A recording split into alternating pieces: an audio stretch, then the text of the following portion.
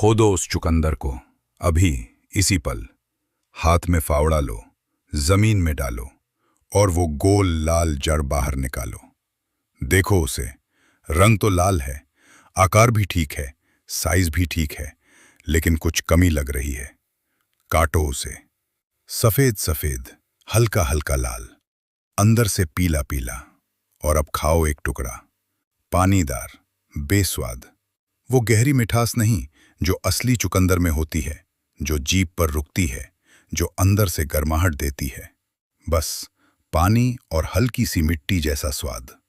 तुमने पानी दिया, खाद डाली, देखभाल की, सब सही था, और फिर भी यही मिला।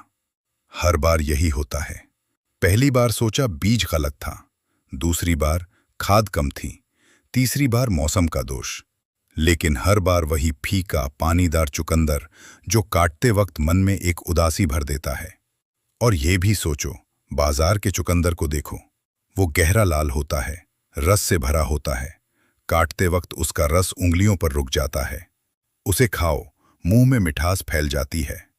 ये वही चुकंदर है जो तुम भी उगाना चाहते हो। ये वही स्वाद है जो दादी के यहां था। तो फर्क क्यों है?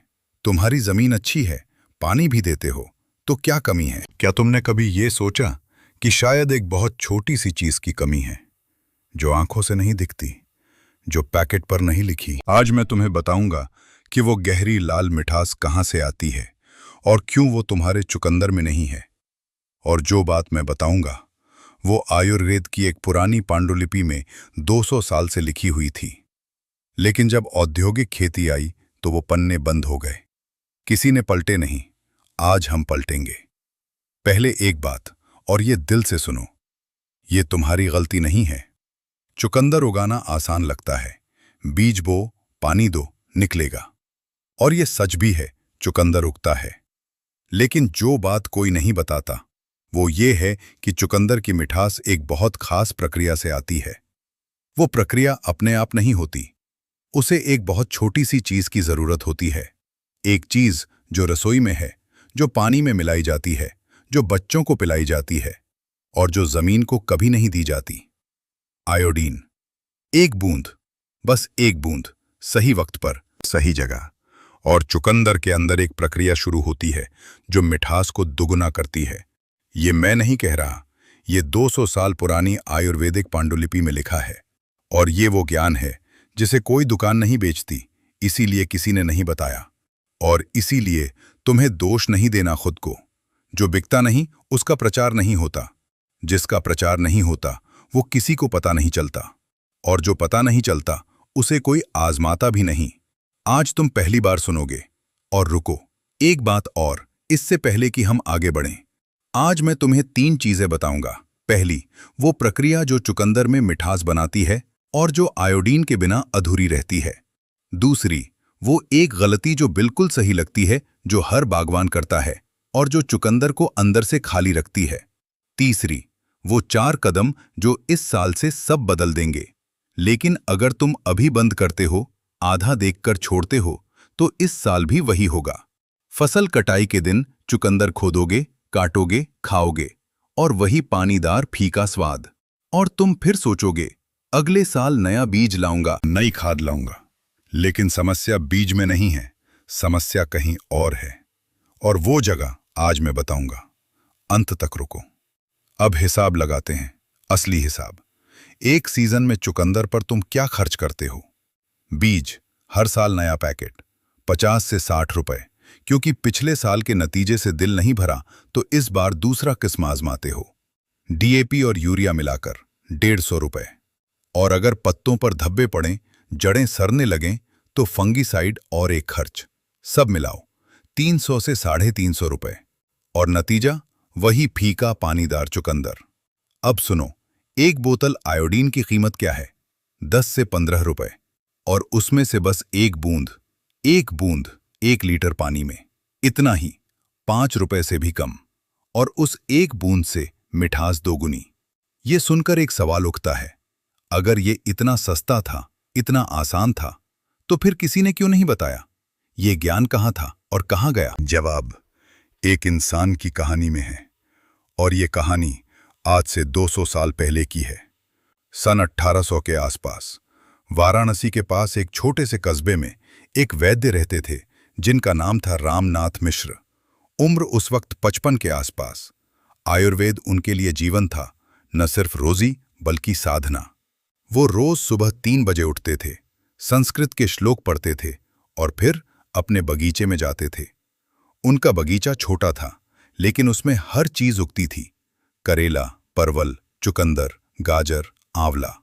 और उनका चुकंदर पूरे कस्बे में मशहूर था। इतना गहरा लाल कि काटते वक्त लगे खून निकल रहा है। इतना मीठा कि एक टुकड़ा खाने के बाद जीभ पर घंटों वो स्वाद रहता था।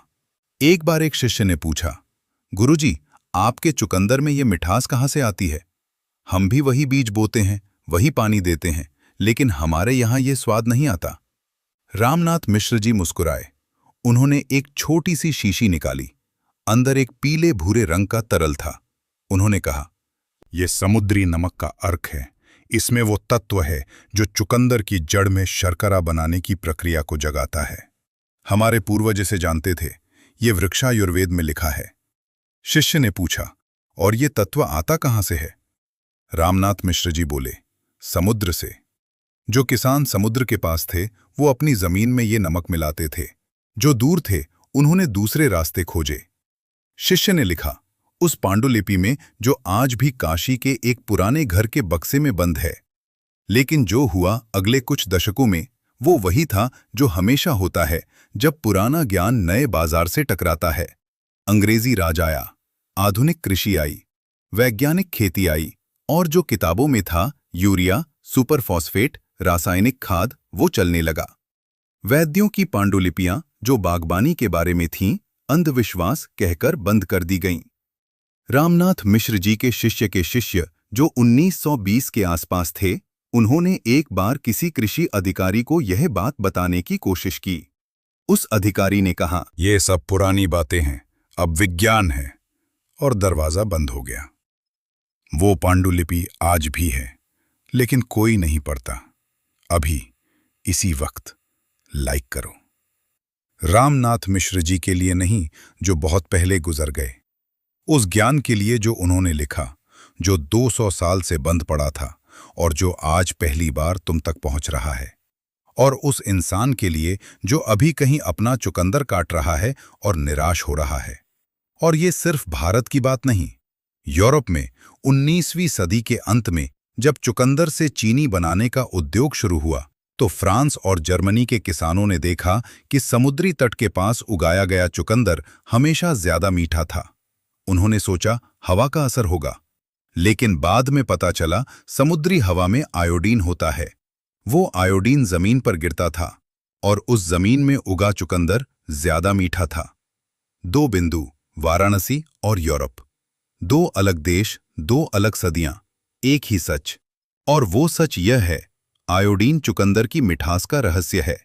लेकिन यह रहस्य किसी खाद की थैली पर नहीं लिखा, इसीलिए कोई नहीं जानता।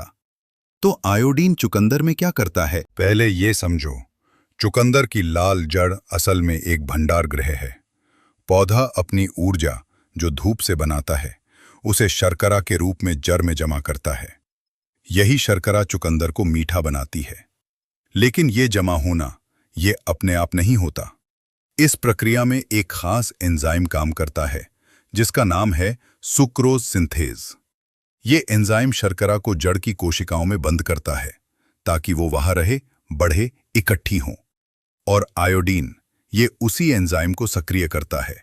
ये ऐसा है जैसे कोई तिजोरी है, शर्करा उसमें जा रही है, लेकिन ताला नहीं लग रहा, इसीलिए शर्करा वापस निकलती रहती है।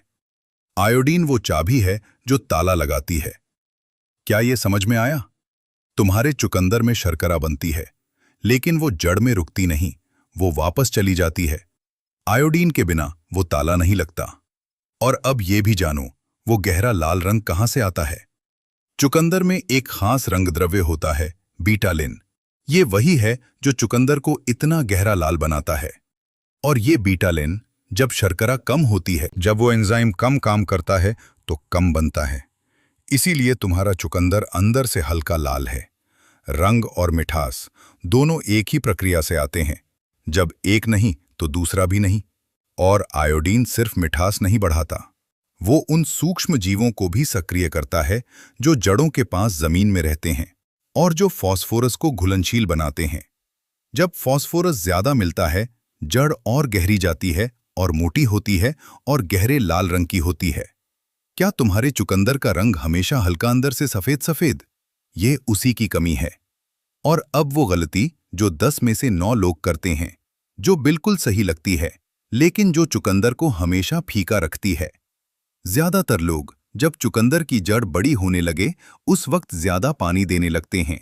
सोचते हैं जड़ बड़ी होगी तो पानी ज्यादा चाहिए।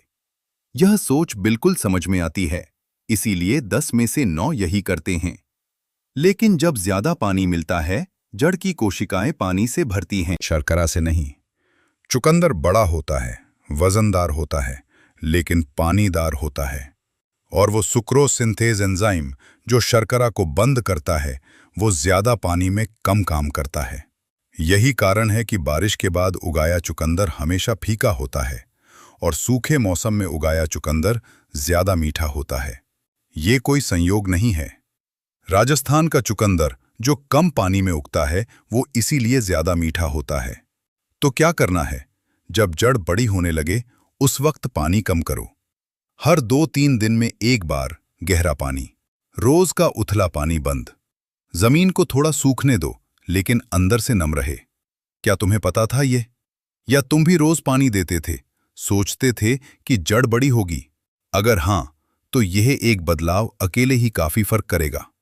अब वो 4 कदम जो रामनाथ मिश्र जी जानते थे, जो वृक्षायुर्वेद में लिखा था। और एक जरूरी बात पहले, ये 4 कदम मौसम के हिसाब से काम करते हैं। चुकंदर ठंडे मौसम की फसल है, अक्टूबर से फरवरी। यही वो समय है जब जड़ सबसे ज्यादा शर्करा जमा करती है। गर्मी में उगाया चुकंदर चाहे जितना आयोडीन दो, उतना मीठा नहीं होगा, क्योंकि गर्मी में वो एंजाइम कम काम करता है। तो अगर तुम अभी गर्मियों में ये देख रहे हो, अक्टूबर का इंतजार करो और ये 4 कदम तब आजमाओ। क्या तुम अक्टूबर में चुकंदर बोते हो या किसी और महीने में? पहला कदम, बुआई से पहले 1 लीटर पानी में 1 बूंद आयोडीन और उसमें बीज को 6-8 घंटे भिगो। ये बीज को अंकुरित होने में मदद करता है और उस पहले अंकुर में वो सूक्ष्म जीव सक्रिय होते हैं जो बाद में जड़ की मिठास बनाएंगे। ये क्यों?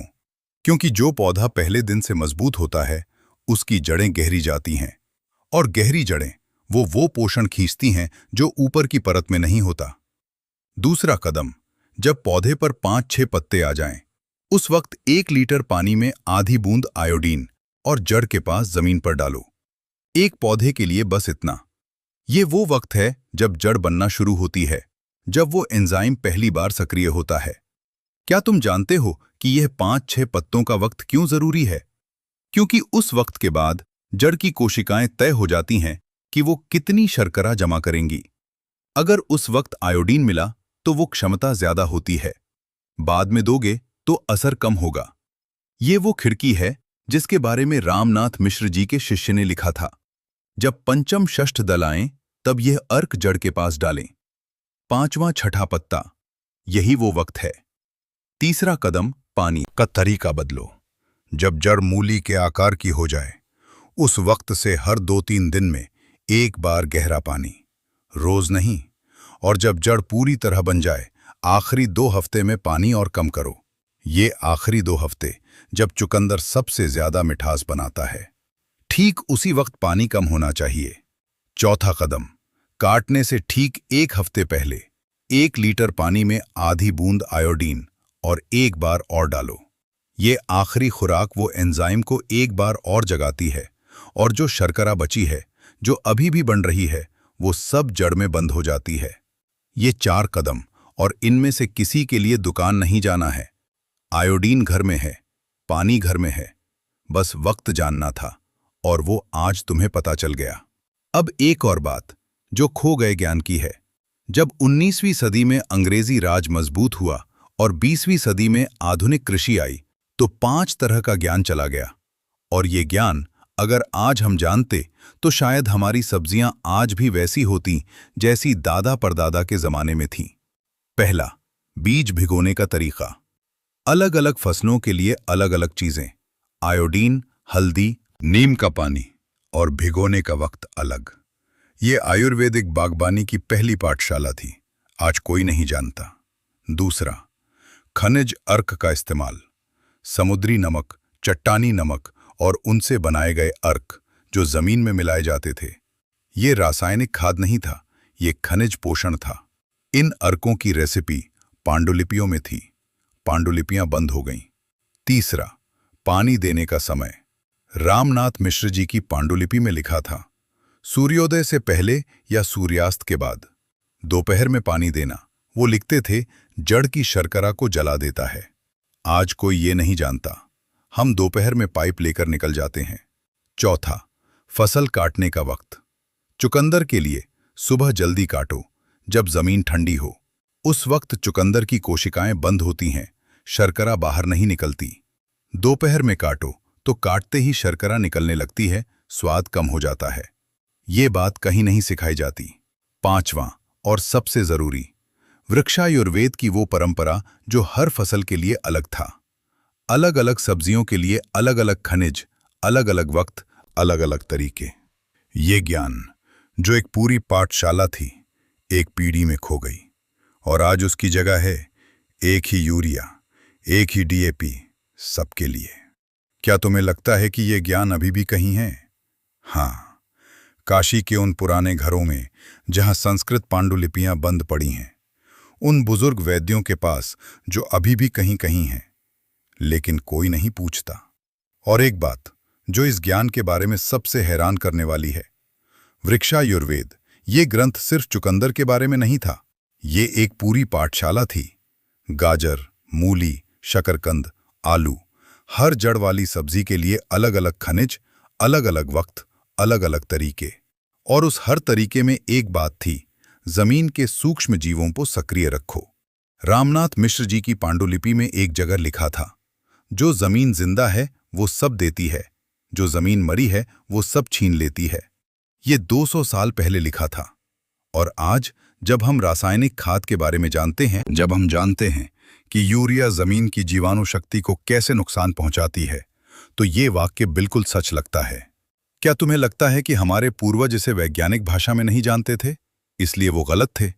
या शायद वो सही थे, बस उनके पास वो शब्द नहीं थे जो आज हमारे पास हैं? मेरा मानना है वो सही थे, और आयोडीन इसका एक छोटा सा सबूत है। अपने इलाके के बारे में बताओ, तुम कहाँ से हो? उत्तर प्रदेश, बिहार, मध्य प्रदेश, राजस्थान, महाराष्ट्र या कहीं और? तुम्हारे चुकंदर में सबसे बड़ी समस्या क्या है? रंग हल्का रहता है, स्वाद फीका है, जड़ें छोटी रहती हैं? नीचे कमेंट में लिखो और अपना राज्य भी लिखो। हम यह जानकारी इकट्ठा कर रहे हैं और तुम्हारी समस्या अगला वीडियो बन सकती है। अब इन चारों कदमों को एक साथ देखो। बीज भिगोना, पहले दिन से वो एंजाइम सक्रिय होता है, जड़ें गहरी जाती हैं। पांचवां, छठा पत्ता आने पर आयोडीन, वो खिड़की जो जड़ की शर्करा क्षमता तय करती है, उस वक्त खुलती है। गहरा पानी कम बार, जड़ में पानी नहीं, शर्करा भरती है। काटने से 1 हफ्ते पहले आखिरी खुराक, जो बची हुई शर्करा है, सब बंद हो जाती है। ये चारों मिलकर एक चक्र बनाते हैं, शुरू से अंत तक, बीज से लेकर काटने तक। और इस चक्र में आयोडीन वो धागा है जो सब कुछ एक साथ बांधता है। और ये भी सोचो, इन 4 कदमों का कुल खर्च क्या है? आयोडीन की एक बोतल 10 से 15 रुपए, और उसमें से इन 4 बार में बस 2-2.5 बूंद, मतलब एक बोतल से 10-12 पौधों के लिए पूरे सीजन का इंतजाम। प्रति पौधा 1-2 रुपए, और उसके बदले गहरा लाल मीठा भरा हुआ चुकंदर। 300 रुपए की बचत और नतीजा 2 गुना। और ये सिस्टम हर साल बेहतर होता है। पहले साल तुम देखोगे रंग गहरा हुआ, स्वाद बेहतर हुआ। दूसरे साल और तीसरे साल जब तुम चुकंदर काटोगे और खाओगे, तुम एक पल के लिए रुकोगे और तुम्हें याद आएगा, दादाजी के यहाँ जो चुकंदर था, जो बाजार वाले चुकंदर से अलग था, वो यही था।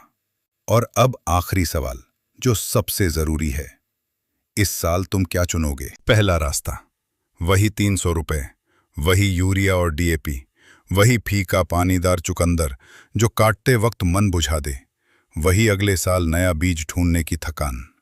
दूसरा रास्ता, 5 रुपए की आयोडीन, 4 कदम, और वो गहरा लाल मीठा चुकंदर जिसे देखकर घर में सब खुश हों, जिसे खाकर पड़ोसी पूछें, भैया ये कहाँ से लाए? कमेंट्स में लिखो ए या बी, और ये भी लिखो क्यों।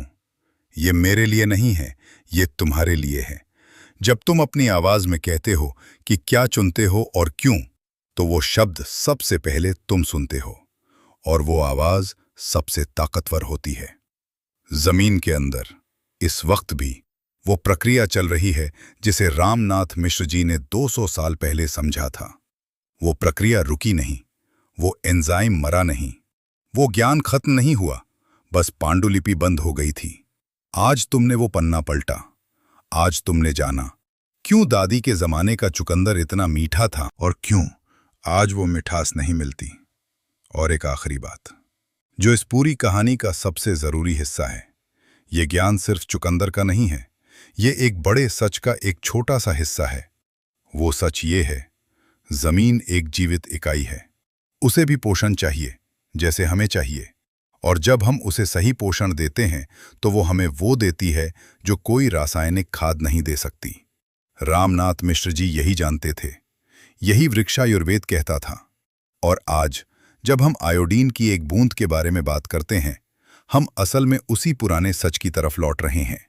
जब तुम अगली बार बीज भिगोगे, एक बूंद आयोडीन डालोगे, तो तुम उस परंपरा को आगे ले जाओगे। वो परंपरा जो वाराणसी के एक वैद्य ने लिखी थी, जो 200 साल से बंद पड़ी थी, जो आज तुम्हारे बगीचे में जिंदा होगी। जड़ें याद रखती हैं, उन्हें याद दिलाने का मौका दो।